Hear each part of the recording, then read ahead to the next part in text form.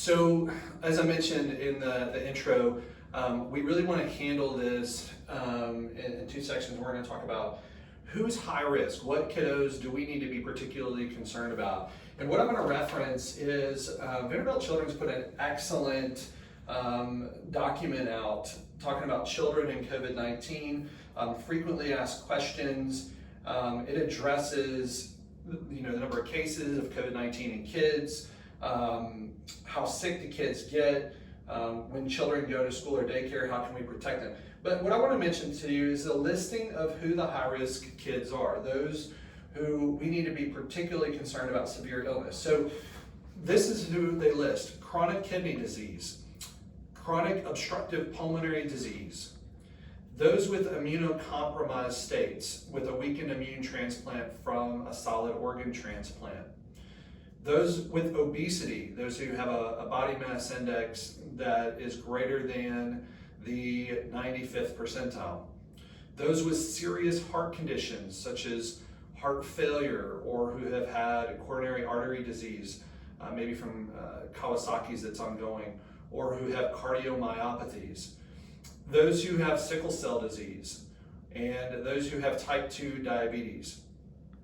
Additionally, they mention children who are medically complex, who have neurologic, genetic, metabolic conditions, or who have congenital heart disease are at higher risk for severe illness from COVID-19 than other children. It's important to know that in general, we're looking at the overall death rate among children is much less than 1% of those who become ill. But the long-term consequences, we just don't know. And that's the reality of having a new virus. We don't have long-term studies. If something's been identified less than 9 months, you can't have years worth of data, just not possible. There are other conditions that you can look at with the CDC, but these are the main ones that we need to be aware of who is high risk. And I've had a number of conversations with different families individually about their kids. And I think each family is going to have to wrestle with the risk ratios, meaning my kid has a medical condition, how severe is that medical condition, and if my child's exposed, how will that affect that medical condition, and what does that mean to my child's overall health and well-being? That's an individual family decision. For those families who's reached out to me, we've kind of processed through some of that, and we've talked about relative risk because there was also an element of the social emotional development, and a lot of you guys as parents have experienced this in the past spring as your kids have been removed from any kind of interaction with other kids. And I've seen this at every age level as far as some of the abnormal behaviors that have manifested as a result of being outside of a joint setting.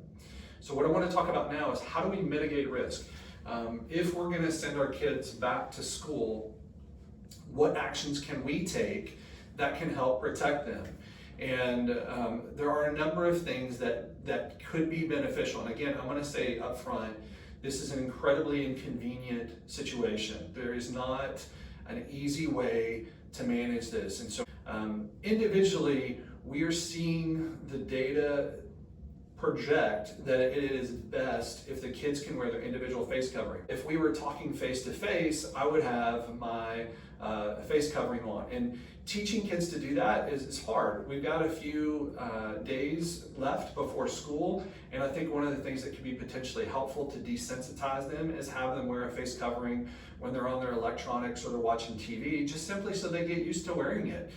If they're going to be participating in the classroom and they're already annoyed with having a face mask on and they're not doing something they want to do, they're going to be more likely to mess with it. But if they get desensitized to wearing it, then when they're wearing it in the classroom, it's probably going to be less noticeable to them individually because it is a change and it's uncomfortable. And it is something that as we do again and again and again, it becomes less of an issue. So that's the first thing I'll mention.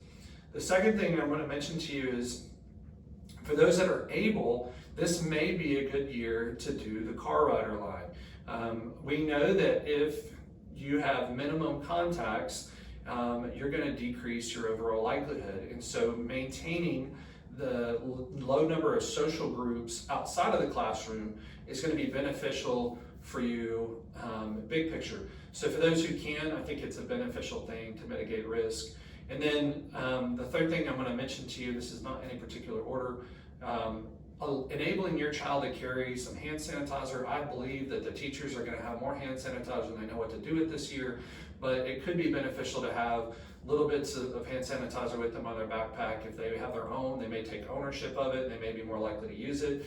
But if we can individually keep our kids healthy by enabling them to be comfortable wearing a face mask, if we can help them get to and from school without a large group riding with them, if we can facilitate for them to have access to some type of hand sanitizer whenever they want, I think these are three simple things that we can do that's going to overall bring the risk down for our own individual kids.